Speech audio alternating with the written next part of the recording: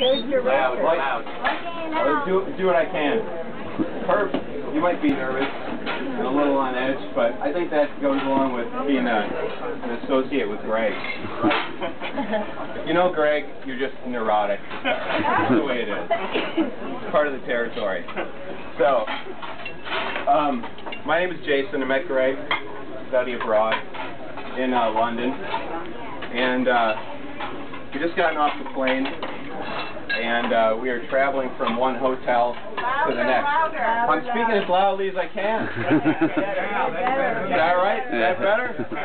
So Greg and I were on a study abroad in London. We were traveling from one hotel to the next, and first time I set my eyes on this guy, and we had all luggage. It's been traveling for 8 to 10 hours from JFK, and he had commandeered a shopping cart, had all of his luggage in a shopping cart, and had his hat on backwards, long, flowing blonde hair. I've never seen anything quite like it. I was like, that's the guy for me. And soon after that, he was carrying all of my luggage in his shopping cart. And we've been friends ever since.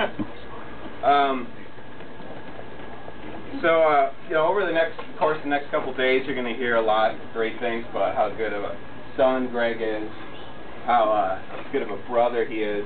Yeah. Yeah, you're not going to hear any of that. But what you are going to hear is a couple of little stories about the cold, calculating machinations and plans of a man on a mission. And that mission was Audrey. Audrey the lady. And Greg and I spent hours chatting online on the internet. I literally scoured through hundreds of pages of online conversations. It was tiring. It was brutal. So I thought I picked a couple of those passages that I thought would be this is very private stuff. But it's a pretty intimate situation. But we can reveal a couple of them tonight. So saved it all. If you want, I'll post it up on the website later. And so Greg started to turn to me in 2004, fall of 2004, for advice. I became known as Coach. Now, why I was called Coach, I'm not sure, but that says more about how desperate he was than how good I was at getting advice. So, this was fall 2004. Greg sends me a little message. He says, "Coach, I need your help." It's like, what's up? He's like, Aud hasn't called. Like, what, you expected her to? And he was like, seriously, she said she'd call me today. It's 6 p.m. and we're supposed to do something together tonight. Should I call her, email? Coach, do you have any ideas? What should I do? Okay, all right. So now things pick up a little bit. I got to help Greg out of the situation. Okay. Now, Greg, if you call her, you're going to look desperate. Did she definitely say she was going to call? Okay. Greg says, well, she said she would. She said she might have to work late. It's like, all right. So she might have to work. Either that or brinkmanship. She's good. She's really good. She left it wide open. I said, Greg, that's the way they do it. They leave things open for your interpretation. They leave you hanging, so you're agonizing, in pain, not knowing what to do. He's like, totally, I can't focus.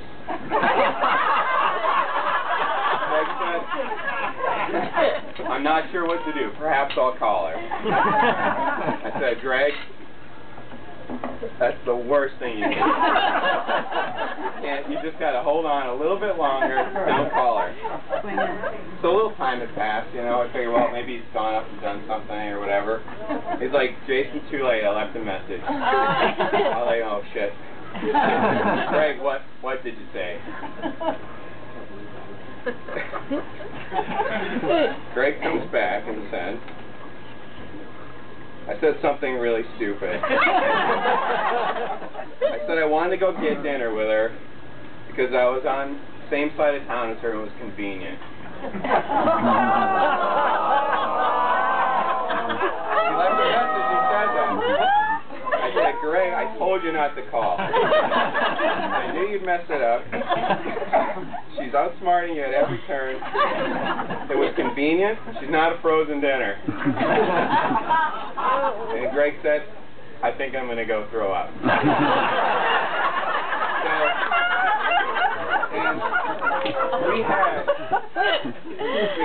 We had 20 conversations that ended up with Greg saying, I think I'm going to go throw up. So I don't know what, if you were planning on this thought, you're doing this deliberately, but we had no idea what we were doing. Together we might have been less than what our parts were. So, through sheer determination and trickery, our Lothario Greg managed to recover from these episodes. Somehow, he, established a foothold in his life. Still don't know how he did that, but so after more scouring in my archives, I came across this one here. Now, we're going to give Greg a little more credit. He's turned the tide here, and this is later, sometime after Rob's wedding, I think 2006. Yep, spring 2005? Yeah, fast I was? Spring 2005. Okay. So this is when this one happened. This is another conversation here. So I asked Greg, I haven't heard anything about Odd lately, what's up? And he said, she's awesome, very happy. I mean, there's stuff to deal with. When we talk about our writing, that can cause a lot of problems. But overall, I love her very much. So smart, so sweet, so funny, so cute. I can't imagine being with somebody else. So, that was nice. And I said, that's awesome, really. And he said, I asked him, this is a big deal. And I said, Greg, can you officially say you love her? Can you admit that? That's a big step. And he said, yeah, I tell her regularly. I said, really? No kidding, you never told me that. And Greg told me everything. So either he's hiding this deliberately, or it meant a lot to him, didn't want to really tell anybody that. He never told us that either. Yeah. We talk all the time, and he didn't reveal that until that time. And then he said, it's official. I love her all the time. Yeah. All the time. And then I said, Code Red, Greg's in a real relationship. Is there moving in talk? Is there moving in talk, Greg? And he said, no. God, no. So now, well, you've come a long way from that point. And this occasion is evidence of that. And I've had the pleasure of going out to L.A. a couple of times, hanging out with you two, to the point now I have more fun with Oz than I do with Greg. So I think on behalf of everybody here, tilt back our sippers and have a drink. Cheers.